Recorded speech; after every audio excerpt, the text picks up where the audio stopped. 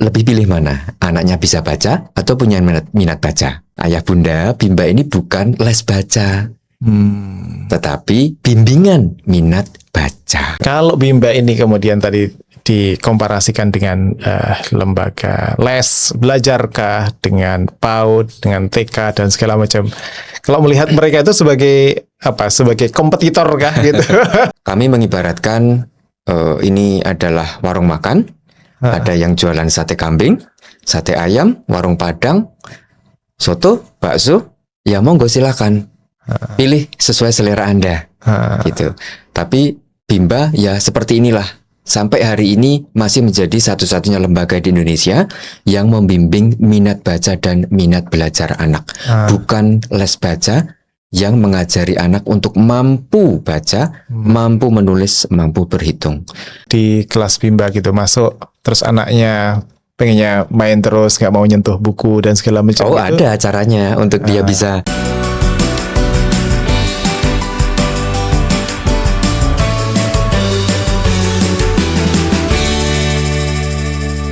Assalamualaikum warahmatullahi wabarakatuh.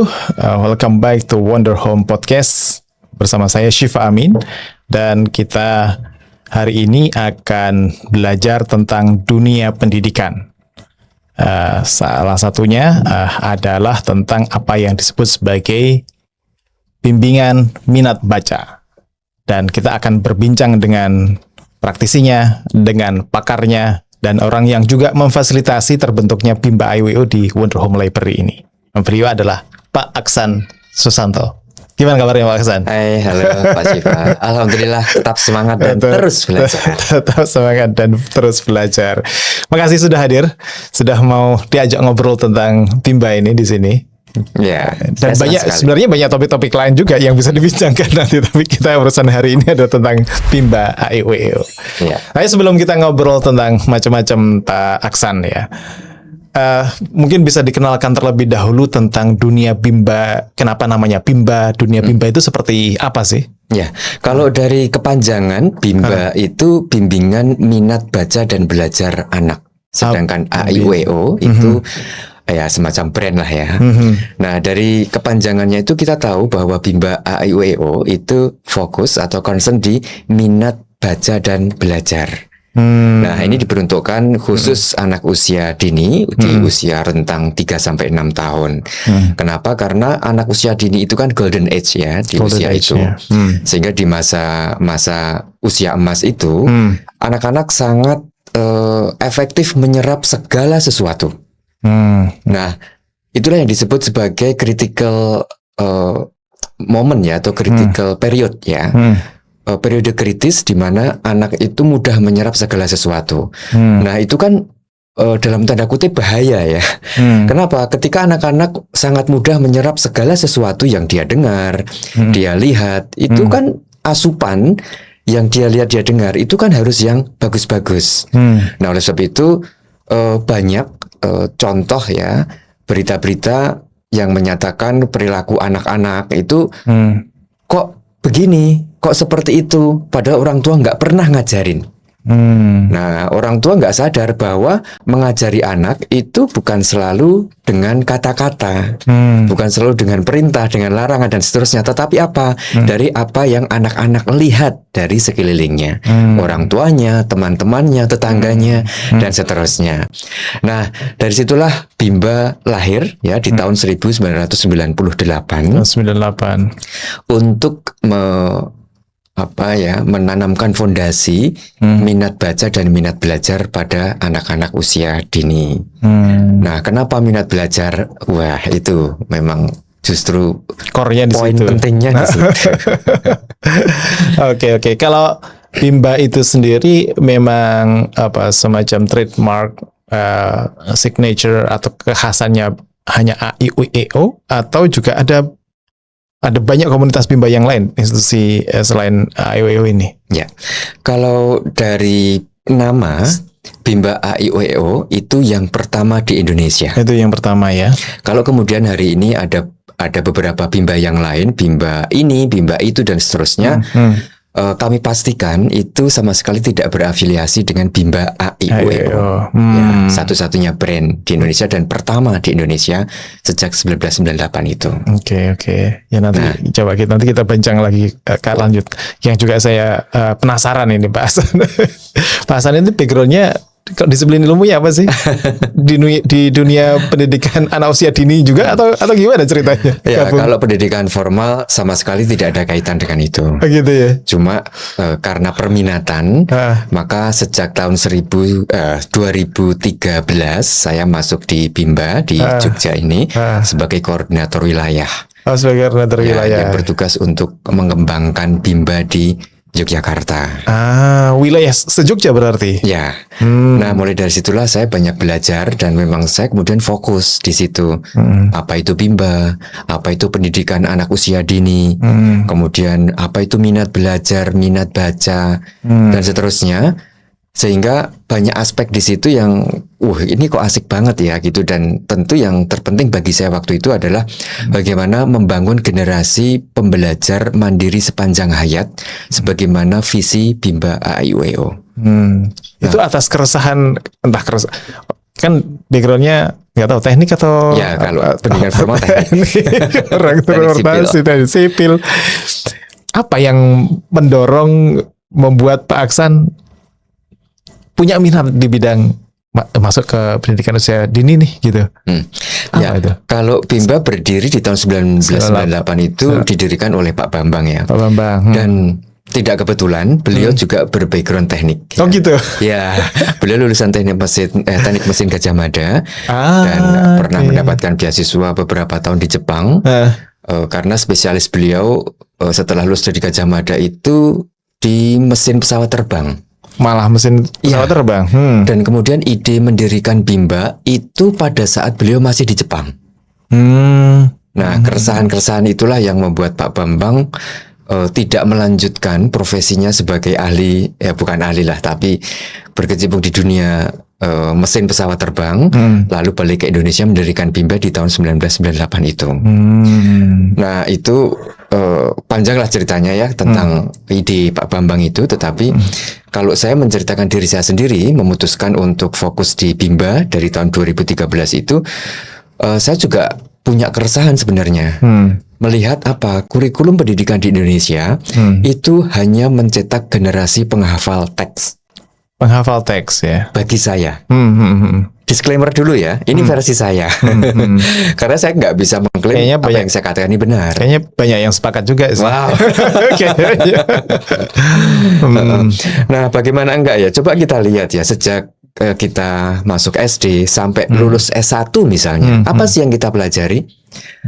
Itu semua materi hafalan. Oke lah, di beberapa, kecuali vokasi ya, di beberapa mata kuliah atau jurusan program studi tertentu mungkin ya ada banyak fokus di prakteknya tapi sebagian besar, makanya tadi saya katakan mayoritas ya itu hanya mencetak generasi penghafal teks. Sedikit sekali ruang siswa untuk berekspresi, berinovasi, berkreasi. Bahkan mereka sampai takut ketika jawaban itu tidak sama persis dengan tulisan yang ada di buku atau sama dengan yang diucapkan oleh guru gitu. Nah, itu kan belenggu ya. Akhirnya apa yang terjadi? Ya, generasi kita tidak kreatif. Nah, kalau tidak kreatif, dia tidak terbuka dengan gagasan baru, ide-ide baru, sehingga ya bangsa ini mau kemana dan bagaimana, gitu kan? Gitu ya, impactnya kalau hanya pondasi belajarnya itu melalui hafalan, itu kedepannya, impact kedepannya minim kreativitas, minim inovasi gitu ya? Ya, itu versi saya. Menurut keyakinan Pak. Iya, menurut iman saya begitu. Nah, ini tentu akan berdampak pada perkembangan bangsa. Karena bangsa ini maju hanya ketika generasinya generasi yang kreatif, inovatif, dan seterusnya itu. I see. Nah, untuk itu perlu fondasi agar bangsa ini berkembang, maka kita perlu ambil peran pada generasi sejak usia dini. Kenapa? Tadi saya sudah katakan itu golden age. Golden age-nya ya. Itu sangat penting. Sehingga kasihlah asupan-asupan yang bagus buat mereka. Salah satunya adalah minat baca dan minat belajar. Minat baca dan minat belajar. Nah, saya jadi ingat ya, karena saya sering mencontohkan Bu Susi Pujiastuti yang dulu pernah menjabat sebagai Menteri Kelautan itu sebagai sosok yang sangat relate menjadi figur tentang minat belajar ini. Kenapa?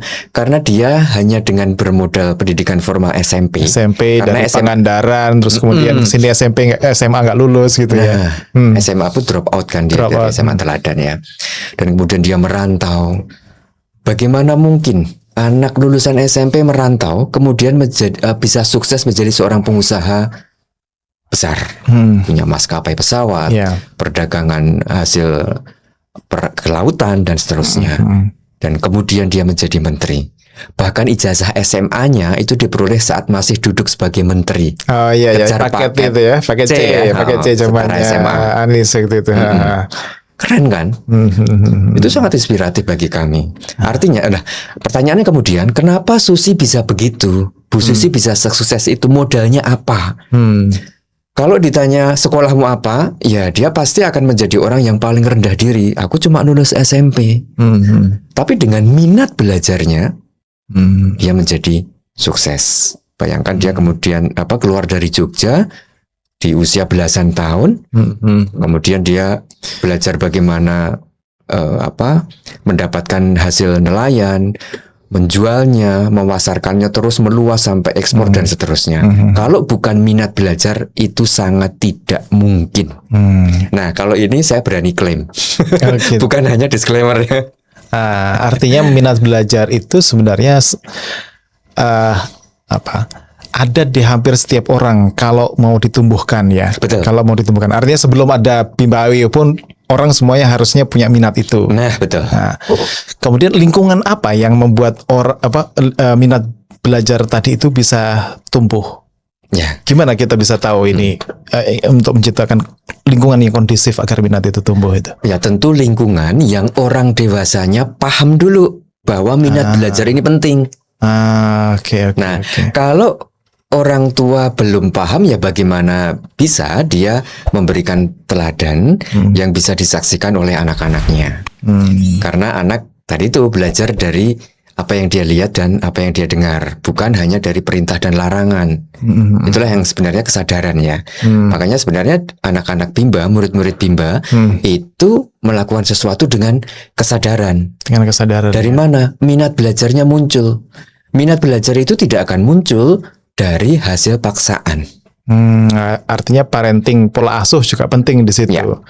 Sementara banyak orang tua, ya generasi saya lah paling tidak gitu. Sekarang kan banyak masuk SD itu harus sudah bisa baca, harus bisa calistung lah katakan begitu. Kalau anak-anak belum bisa calistung, resah.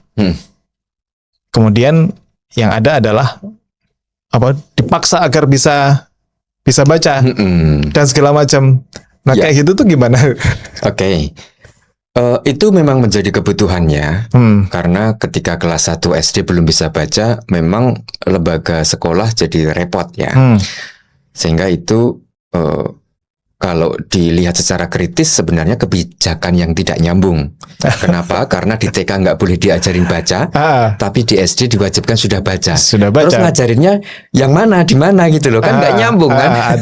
Ada link yang terputus di situ. Nah, tetapi di sini juga ada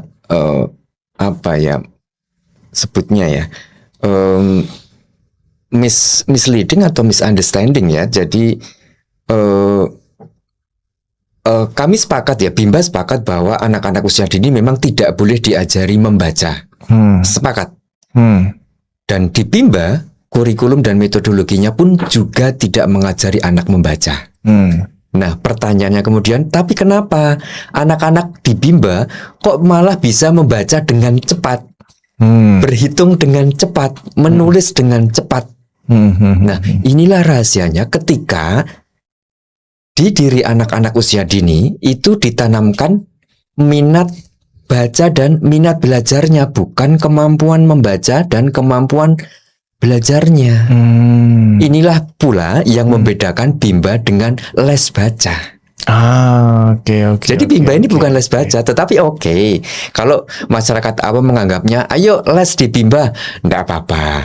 Nanti setelah sampai di Bimba kan dijelaskan, ayah bunda, Bimba ini bukan les baca, tetapi bimbingan minat baca. Bimbingan minat baca. Nah, apa bedanya? Beda banget. Beda ya? Beda dong, minat baca dengan kemampuan membaca beda banget. Apa itu?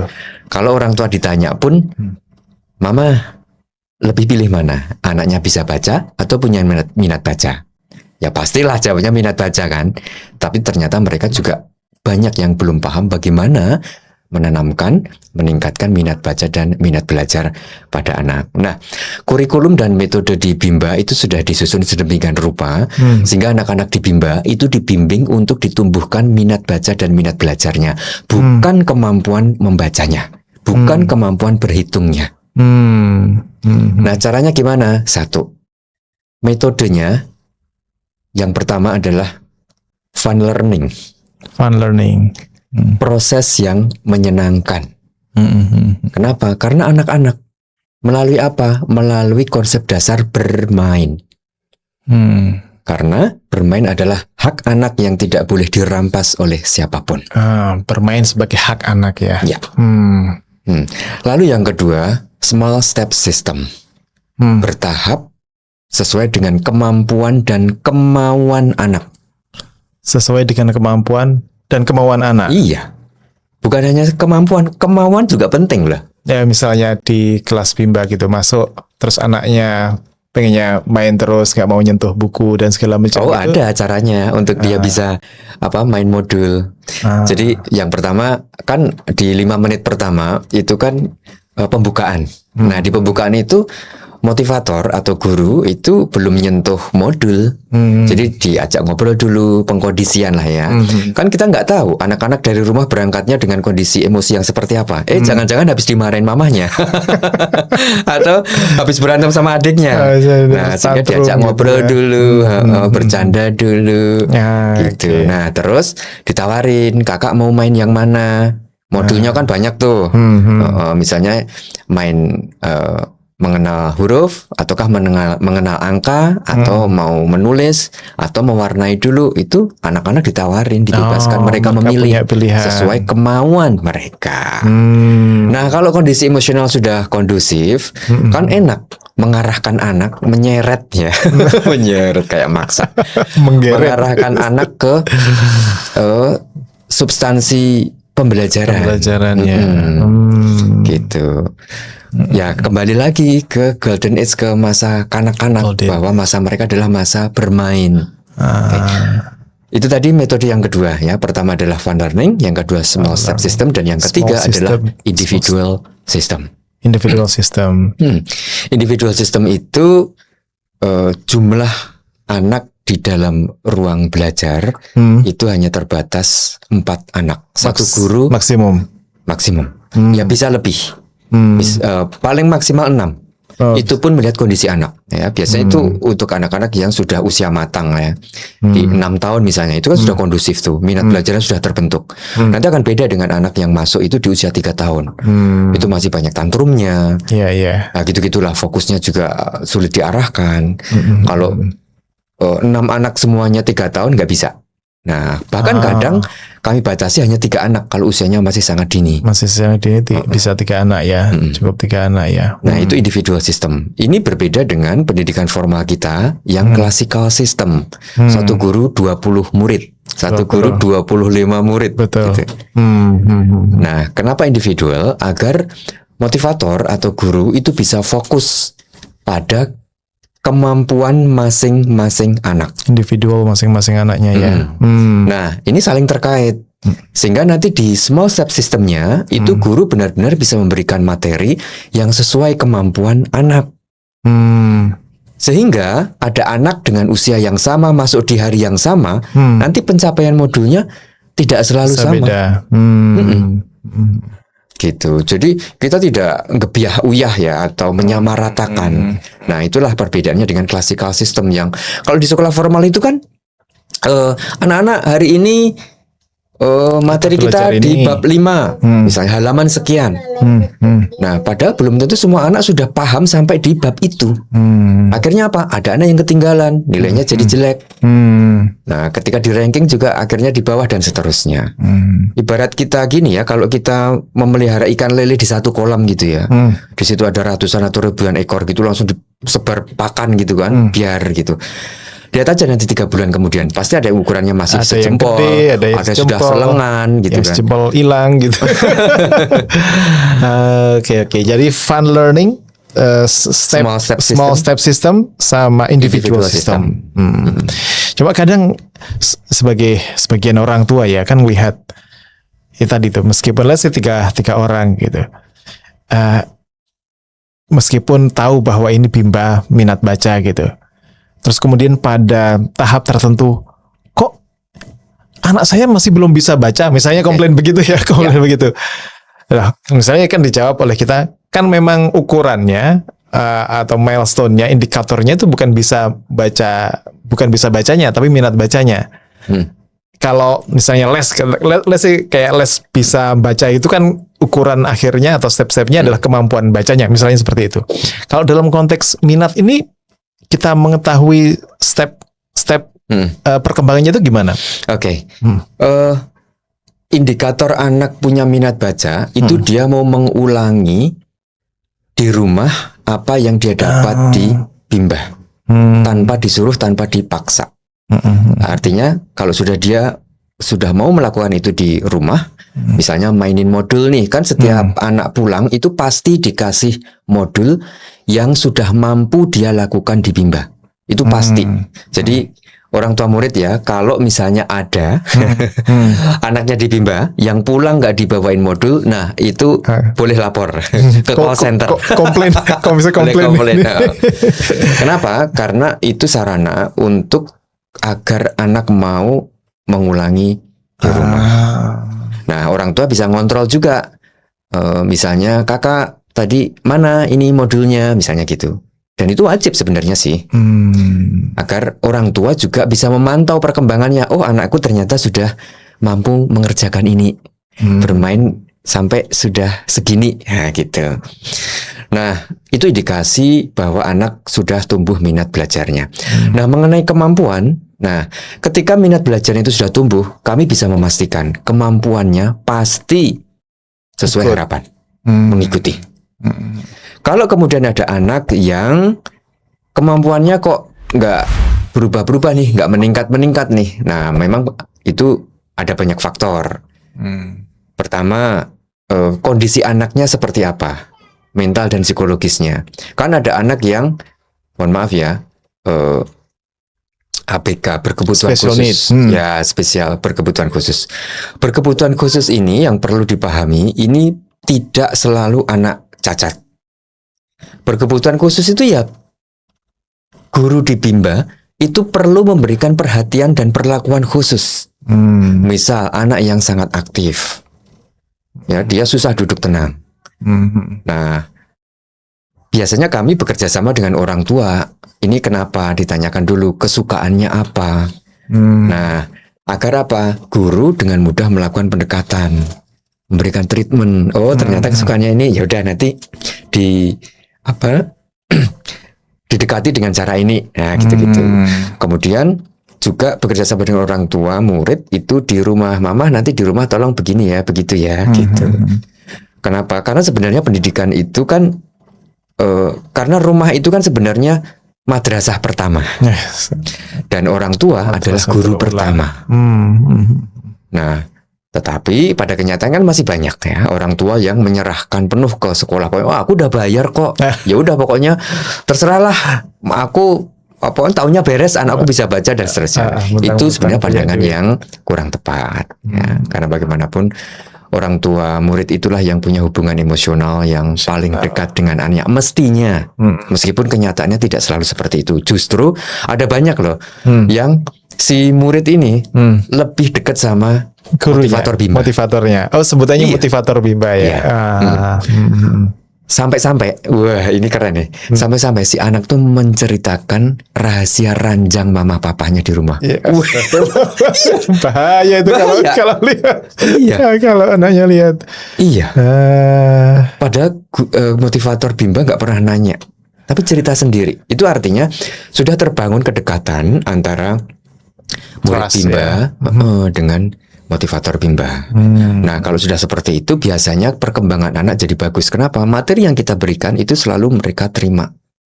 Bisa dipahami oleh anak dengan baik, dilakukan dengan menyenangkan, dengan senang. Nah, modal untuk meningkatkan minat belajar itu kan sesuatu yang menyenangkan. Contoh ibu-ibu ya, masak misalnya, hobinya kan kebanyakan ibu-ibu kan masak. Nah, orang yang hobinya masak, namanya hobi, itu pasti kan senang dulu kan. Senang dulu. Sehingga kemampuannya memasak pasti akan ngikutin kalau minat masaknya sudah ada. Mereka akan cari referensi, lihat Betul. YouTube, Bikin resep sendiri, komposisi apalah, jenis masakan apalah. Tanpa belajar resep pun, tanpa baca resep pun, akhirnya mereka bisa menciptakan masakan yang itu. apalah yang enak dan segala macam. Begitupun anak-anak. Pengen anaknya punya minat belajar, ya caranya harus menyenangkan. Itu wajib, mutlak, nggak bisa ditawar. Makanya bimba itu menjadi kawasan yang 100% menyenangkan. Menyenangkan. Kalau Ya, dipaksa gurunya kan jadi murah beban. senyum. Betul. Nah, itulah perbedaan yang tegas antara bimba dengan les baca. Les baca pada umumnya ya. Ya, Tapi kalau tadi disebutkan anak-anak di pulang itu kan dikasih modul yang dia sudah bisa gitu ya. Itu misalnya orang luar nggak melihatnya kok dikasih PR, bukan PR ya itu ya. iya itu bukan PR, itu PMR, permainan rumah. Kalau pekerjaan itu kan, aduh, kok dikerjakan gitu kan. Permainan rumah ya. Jadi PMR ya. untuk dimainkan memang di rumah. Nah, karena konsepnya bermain, maka pasti menyenangkan. Nggak ada orang bermain kok nggak menyenangkan. Coba sebutkan permainan yang tidak menyenangkan. Apapun lah, orang dewasa pun ketika bermain, main yuk, main apa? Mancing, main kartu, main badminton atau main apalah. Apa yang jadi Pasti kesukaannya ya, menyenangkannya. Artinya juga di rumah pun ketika tadi kontrol orang tua tadi itu bukan kontrol yang let's say kayak ya itu kayak ngoprak-ngoprak ngerjakan PR Kayak gitu ya. supervisor gitu. Kayak supervisor gitu ya. Nah, jadi ibu atau bapak gitu ya, orang tua itu sebenarnya juga motivatornya di rumah. Mengontrol itu dalam arti memastikan bahwa anak itu mau mengulang. Nah, kalau tidak, ya lakukan bagaimana dengan cara yang menyenangkan anak mau mengulangi di rumah. Gitu, bukan kemudian mengontrol itu dengan cara memaksa. Artinya kesepahaman seperti ini mesti juga dibangun, tidak hanya motivator di kelas bimba, tapi juga orang tua itu ada semacam edukasi juga. Tepat gitu. sekali. Jadi sudah menjadi SOP. Pengelola bimba di semua cabang, di semua unit itu mengkomunikasikan ini kepada orang tua, sehingga pola yang ada di bimba itu nanti sama dengan pola yang ada di rumah. Jadi orang tua itu juga bisa membimbakan anaknya di rumah. Nah, bimba di sini bukan sekedar brand, tetapi bimba ini sudah menjadi mindset, membimbakan, membimbing minat baca dan belajar anak. Disingkat. Membimbing minat belajar dan belajar anak. Baca dan belajar anak. Baca dan belajar Jadi membimbakan ini singkatan, singkatan yang di bimba itu sudah menjadi mindset. Orang tua bisa membimbakan anaknya. Bukan membimbakan anaknya itu kemudian harus menyekolahkan anaknya di bimba. Tidak. Tidak di bimba pun boleh, nggak apa-apa. Membimbing minat baca dan belajar anak di rumah, disingkat membimbakan, itu boleh dilakukan seluruh masyarakat Indonesia tanpa harus menyekolahkan anaknya di bimba. Oh, itu sudah jadi terminologi sendiri itu ya. Membimbakan. Siapa kamu? Pembimba. Ya, boleh. Pak Hasan sebagai Pembimbing minat baca dan belajar. Oke. Kalau ini kisarannya untuk mereka yang usia berapa yang masuk bimba ini biasanya Pak Aksan? Biasanya di usia 3 sampai 6 tahun. 3 sampai 6 tahun Itu golden age kan di situ ya. Ada juga sih anak yang belum 3 tahun itu karena orang tuanya sudah ngerti Bimba kan, secara brand gitu ya. Portofolionya juga kan, Bimba sudah lama ada, metodenya dia sudah tahu dari internet, sehingga belum 3 tahun pun sudah buru-buru dimasukin ke Bimba 2,5 tahun saja. Boleh, tetapi tidak ada jaminan karena di Bimba kan ada garansi BCA 372 bebas. Apa itu? Garansi BCA, bisa baca. Bisa baca. 372. 372. Artinya anak usia minimal 3 tahun, selama 72 jam. Selama 72 jam. Kami jamin bisa baca. Jadi kami menggaransi anak bisa baca di usia minimal 3 tahun selama 72 jam di Bimba. Belakangnya bebas. Artinya bebas, tidak harus dibantu di rumah. Tidak harus. Kalau mau dibantu boleh. Nah, jadi kami menjamin anak usia 3 tahun kalau masuk di Bimba selama 72 jam dia bisa baca. 72 jam itu kalau seminggu masuk 3 kali setara dengan 6 bulan. Tapi kalau seminggu masuk 6 kali, ya berarti hanya 3 bulan dia bisa baca. Nah, kembali, lo katanya bukan les baca, kok anak jadi bisa baca? Nah, kembali ya ke prinsip dasarnya ya, bahwa ketika minat belajar itu sudah bisa ditumbuhkan, maka kemampuan itu akan ngikutin. Ditambah dengan metode tadi itu, fun learning, small step system, dan individual system. Nah, dari serangkaian metode ini sebenarnya prinsipnya hanya satu, yaitu Bimba fokus di proses, bukan hasil. Di prosesnya. Proses yang seperti apa? Menyenangkan. Dengan cara apa? Bermain dengan apa? Ya dengan tools yang sudah kami siapkan tentunya, modul-modul yang mudah dipahami anak, menyenangkan bagi anak. Cara memberikannya pun dengan cara yang menyenangkan. Kami tidak menyebutnya modul ke anak, tiket. Anak kan familiar ya dengan tiket. Mau masuk ke bioskop tiket, masuk ke kolam renang misalnya tiket. Ya permainan kayak game juga kan.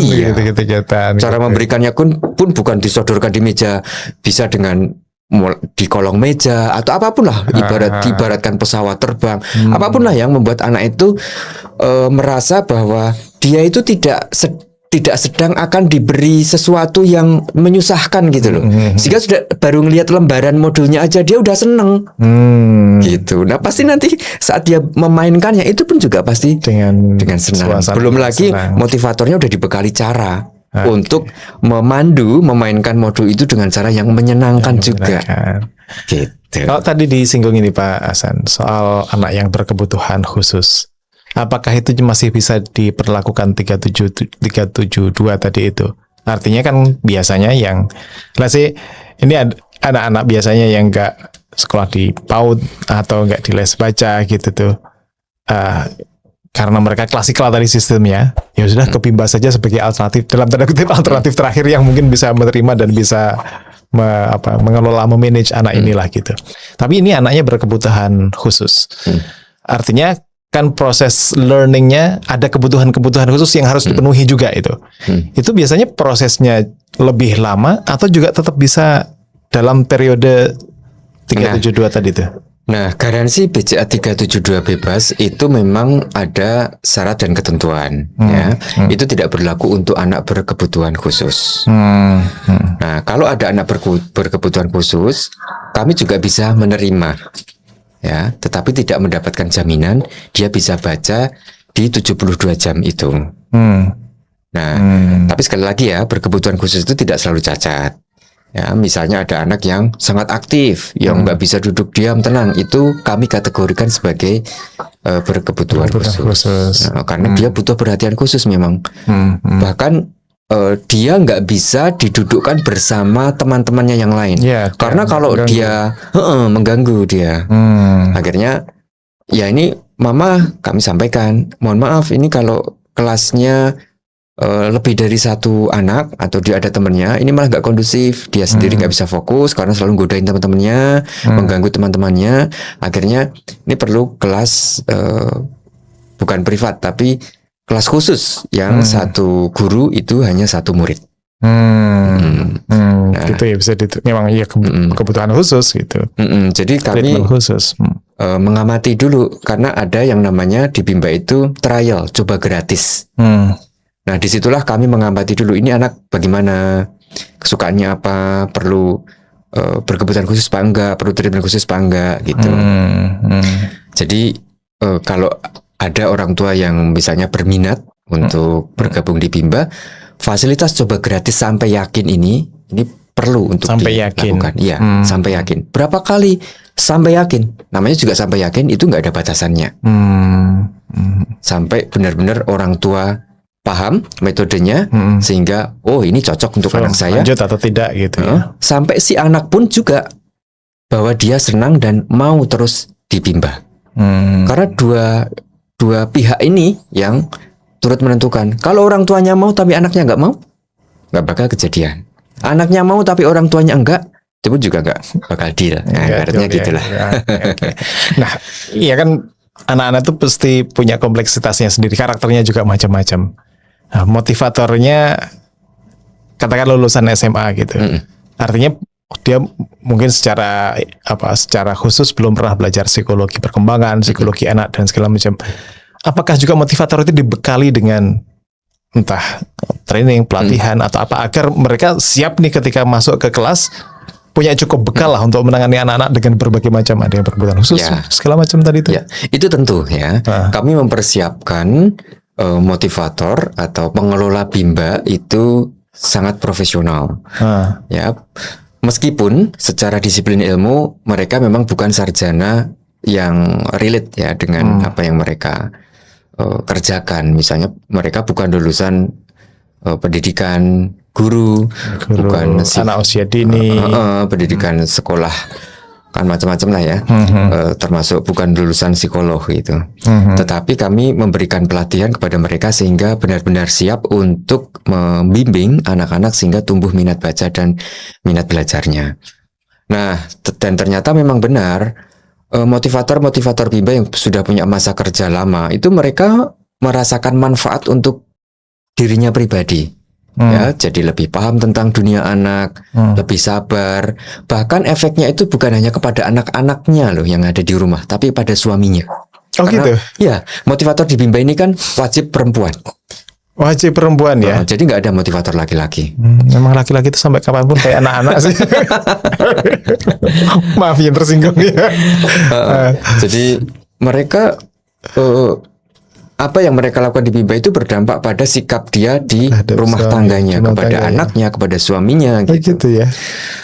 Nah, materi-materi yang kami berikan kepada para motivator sehingga mampu membimbing anak-anak usia dini itu ya tentu ya yang dibutuhkan gitu.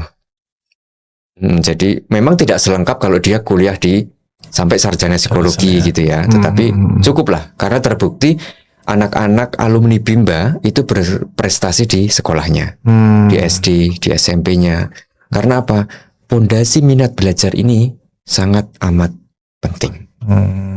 Dari minat belajar itu, maka anak-anak akan berkembang. Karena belajar itu kan sebenarnya itu kan tidak terbatas ya, hanya kemudian kurikulum pendidikan saja yang membatasi. Nah, kalau kita mau lihat bagaimana kurikulum di Finlandia misalnya ya, negara dengan kualitas pendidikan terbaik di dunia. Nah, itu juga yang bikin kita miris ya. Saya tidak yakin bahwa pemerintah nggak tahu itu. Ya, di sana kan mulai SMP itu sudah boleh memilih sesuai perminatan. Pelajaran itu. Kalau di kita kan masih disamaratakan tuh sampai SMP ya. Sampai SMA. SMA penjurusan pun itu kan SMK atau SMA penjurusan di masing-masingnya. Ya masih belum clear betul lah gitu penjurusannya. Ya, tapi ya sudah lah.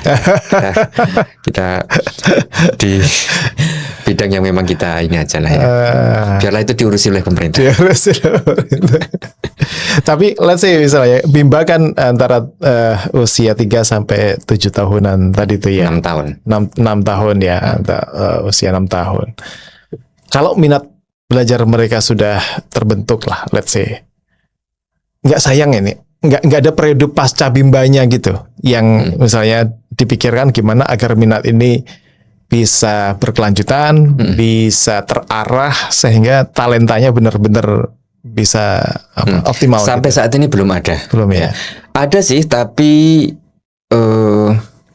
berupa Bimba Soccer Club. Jadi pendidikan ini sepak bola.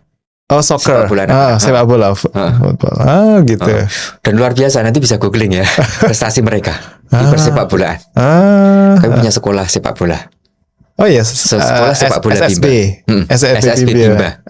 Sih. Menarik juga itu. Sementara diarahkan salah satunya adalah yang sekolah sepak bola itu ya.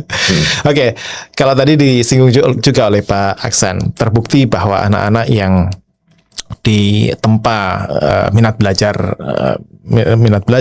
bacanya dari usia dini ini punya pondasi yang kuat untuk bisa berprestasi di masa sekolahnya. Memang kelihatan bedanya. Ini orang yang punya pondasi minat belajar yang bagus sama yang tidak ketika mereka performanya di sekolah kah atau di luar gitu. Iya, tentu. Ketika anak-anak sudah punya pondasi minat belajar, maka mereka mau belajar karena belajar itu kan tidak terbatas ya. Ayat-ayat Allah itu kan bertebaran di seluruh alam semesta.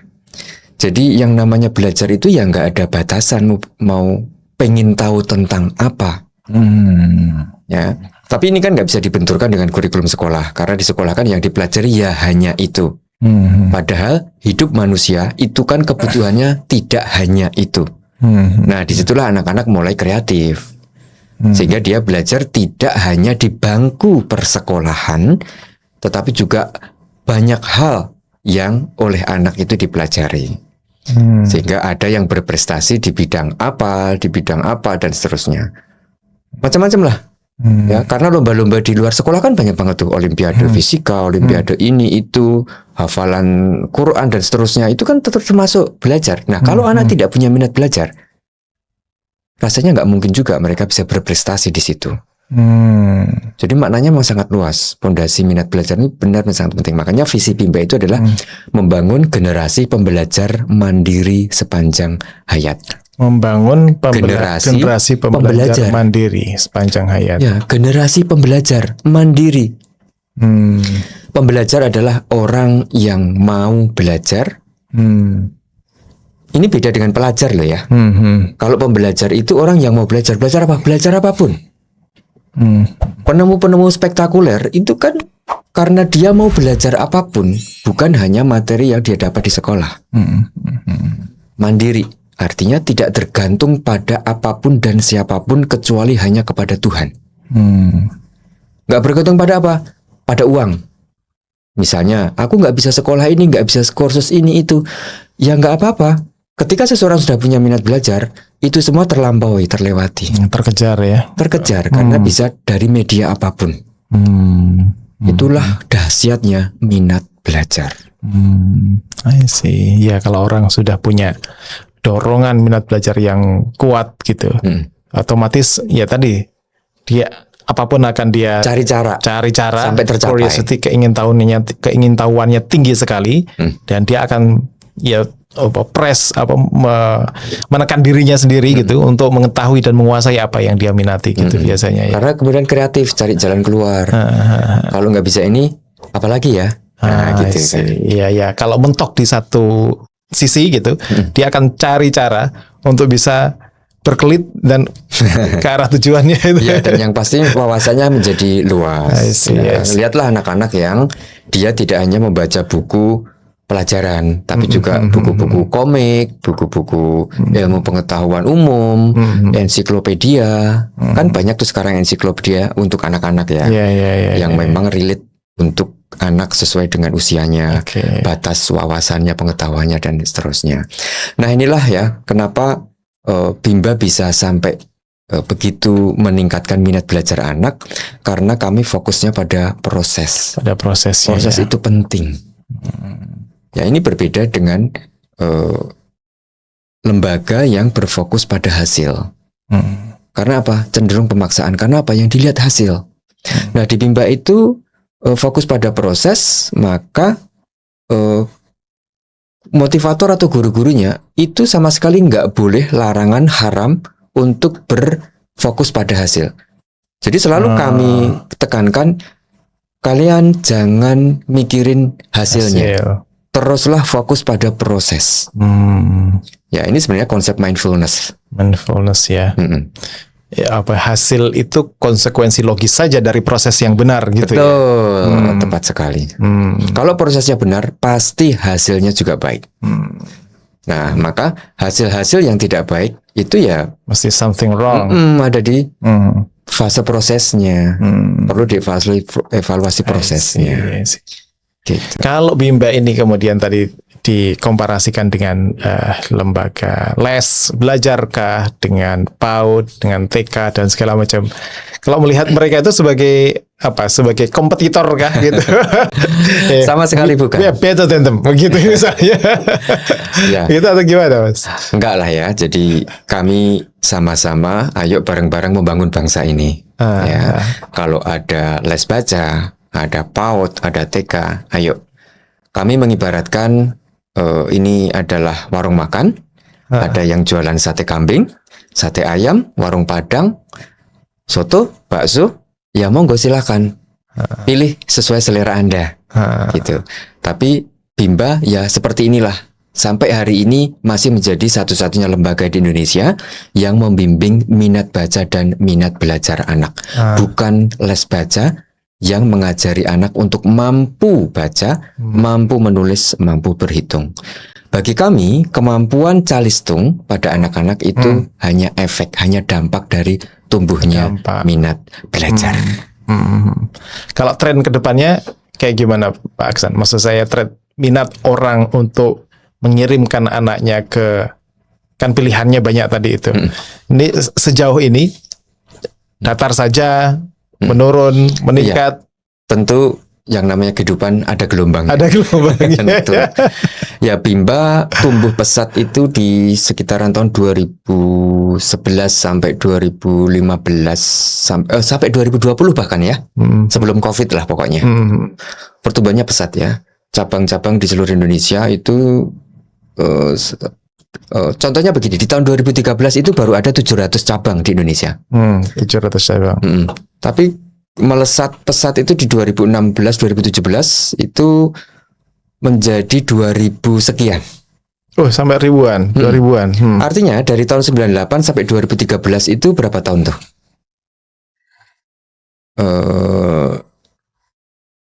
15 tahun ya. 15 tahun itu hanya tumbuh 700 cabang. 15 tahun. Tapi dari 2013 sampai 2020 7 tahun itu lebih loncatnya 1.300-an. Iya. Nah, itu artinya sudah semakin banyak orang paham tentang pentingnya minat belajar. Minat belajar itu penting. Fondasi yang harus ditanamkan sejak usia dini. Nah, pada COVID kemarin memang ada beberapa cabang yang tutup ya, karena larangan tatap muka itu. Larangan tatap muka. Dan kemudian liburnya panjang segala macam. Nah, terkait dengan masa sewa tempat yang habis, wah pada bingung ini mau diperpanjang apa enggak, prospeknya nanti gimana kalau kami perpanjang. Akhirnya terus berkepanjangan, tapi kemudian tumbuh lagi mulai tahun 2022 itu cabang-cabang baru itu sudah mulai tumbuh lagi. Sekarang sudah berapa ya? 3.000-an. Oh, 3.000-an cabang di seluruh Indonesia. Banyak sekali. Nah, termasuk salah satunya di sini di Wonder Home Library adalah salah satu cabang Bimba AIWO. Jadi silahkan Anda yang sudah paham tentang pentingnya minat belajar untuk anak-anak usia dini, akan sangat baik kalau diikutkan di Bimba AIWO ini. Apalagi di sini kan ada juga perpustakaannya, lingkungan belajarnya cukup kondusif lah buat anak-anak untuk meningkatkan minat baca dan minat belajar yang sudah tumbuh tadi itu. Kalau ini ini secara kelembagaan Pak Aksan. Pak Aksan kan tadi disebutkan di awal sebagai koordinator wilayah istilahnya ya. Kalau misalnya seseorang di lingkungannya belum ada Bimba gitu, mau buka Bimba gitu, step-stepnya kayak gimana sih? Stepnya yang paling utama punya tempat terlebih dahulu. Punya tempat terlebih Karena dahulu kami ya. akan cek radiusnya aman, tidak menjadi predator untuk cabang yang lain. Cabang tidak yang saling tidak berkompetisi lah mereka. Ya di radius 3-4 km lah minimal dari cabang sebelumnya, cabang yang lain gitu. Nah, tapi ini special case di Jogja ya. Karena di Jakarta tidak. Di Jakarta itu bisa 1 kilometer. Bisa di kelurahan yang sama. Oke. Karena Padat memang penduduk. ya kepadatan populasinya kan beda dengan di Jogja ya. Sehingga di sana itu satu cabang 100 murid, 200 murid itu biasa. Nah di Jogja kan hanya puluhan. Nah mungkin karena pengetahuan mereka tentang pentingnya minat baca itu belum begitu tahu, karena masih banyak orang tua yang punya mindset udah aku nggak mau tahu, pokoknya anakku cepat bisa baca nih, terserah caranya bagaimana. Nah mereka tidak sadar bahwa itu akan berdampak yang tidak baik untuk perkembangan psikologis anak-anaknya. Karena anak-anak jadi punya mindset bahwa belajar itu membosankan, bahwa sehingga proses belajar itu bisa menjadi proses yang traumatik buat anak-anak. Akhirnya mereka apa? Nah ini yang paling parah, menjadi benci belajar. Karena ketika ada kata belajar itu sudah traumatik ya. Iya. Pengalaman traumatik. Ini bahaya loh. Ini orang tua, semua orang tua harus tahu. Dan bisa jadi kayak gini, ada beberapa kasus itu ya dia belajar dengan tekanan tadi itu ya, dengan orang tua, dengan lingkungan, belajar, perform baik, ranking 1, ranking 2, juara, oke, juara gitu. Tapi kejuaraan dan segala macam ini untuk orang tua, ini bukan untuk saya. Wow. Kan ada ya gitu. Makanya ada isu mental health itu kan sekarang menggejala sekali. Hanya untuk menyenangkan orang tuanya. Untuk menyenangkan, this is not for me, ini bukan untuk saya. Jadi dia tidak ada kepuasan kepribadian. Gak ada. Hanya untuk dalam tanda kutip menyenangkan orang tua. Ya mudah-mudahan itu tadi, kalau pentingnya pondasi minat baca dan belajar itu memang itu tumbuh dari dalam dirinya. Betul. Untuk kebutuhan dirinya gitu Pak. Secara intrinsik. Oke, makasih sudah sharing Pak Aksan. Ya, terima kasih kembali, senang difasilitasi di sini. Sama-sama, ini juga senang kita juga difasilitasi Pak Aksan untuk bikin Bimba di sini. Jadi ya teman-teman di sekitar Ambar Ketawang, di sekitar Gamping gitu, kalau mau belajar, ngirimkan anaknya ke Bimba IUEO di Wonder Home Library ini. Ya. Kalau di lingkungannya belum ada, mau bikin istilahnya apa, cabang Bimba, bisa menghubungi Pak Aksan untuk buka. Orangnya sangat approachable, enak untuk diajak ngobrol dan diajak konsultasi gitu Pak Aksan ya. Ya, terima kasih Pak Syifa. Saya senang sekali bisa menyampaikan visi Bimba, membangun pembelajar mandiri sepanjang hayat. Membangun generasi pembelajar mandiri sepanjang hayat. Wah, itu sangat dahsyat itu filosofinya. Terima kasih sekali lagi, mudah-mudahan bermanfaat. Sukses selalu dengan Bimbanya, dengan kehidupan yang macam-macamnya yang lain. Terima kasih. Nanti kita bisa ngobrol soal topik lagi yang lain lagi. Ini orang multi talent soalnya. Begitu, Wonder People, makasih. Mudah-mudahan obrolan kita bermanfaat. Assalamualaikum warahmatullahi wabarakatuh.